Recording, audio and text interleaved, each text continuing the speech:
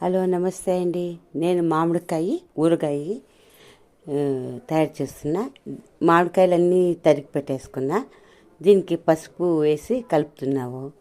నేను కొంచెం అవి మామిడికాయ ఒప్పులు కొంచెం పెద్దగానే కట్ చేసుకున్నాను.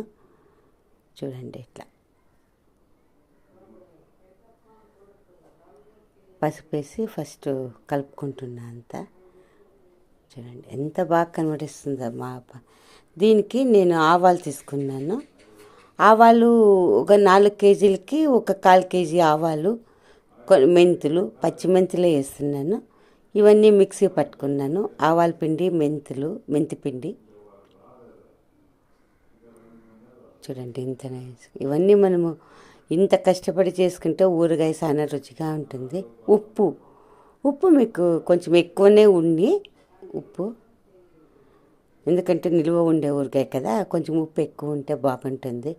నేను ఉప్పు, ఆవు పిండి, మెంతి పిండి అంతా వేసుకొని, పసుపు అంతా వేసుకొని ఇంకోసారి అంతా కలిపి పెడుతున్నా.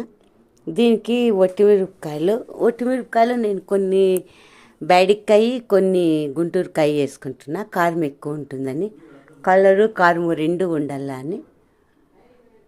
ఇది 4 కేజీలు మామిడికాయలకి నేను ఇది రెడీ చేసుకుంటున్నా.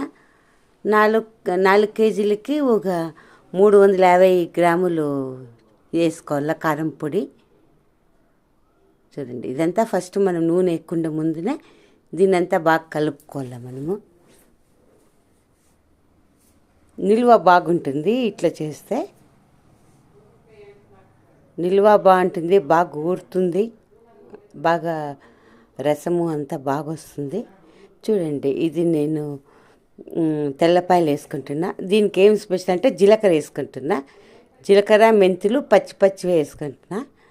నూగుల నూనె, నేను వేరే ఏ నూనె వేసలేదు. నూగుల నూనె, పచ్చిదే నూగుల నూనె వేస్తున్నాను. 4 కేజీలు మామిడికాయ ఒప్పులకి 1 కేజీ, 1.25 కేజీ నూనె పట్టింది. మనం నూనె ఎక్కువ వేసేదాని నుండి రుచి బాగుంటుంది, ఊరగాయ కానీ బాగుంటుంది. ఏమీ ఇదే లేదు. నేను కలర్ చూసి బ్లాక్ ఉందనుకున్నాను. రాత్రి పొద్దున్న లేసరికి అది రెడ్గానే ఉంది. చీకటిలో అట్లా బ్లాక్ కనబడిచ్చింది. చూడండి, మామిడికాయ నిలువ పచ్చడి. నమస్తే అండి.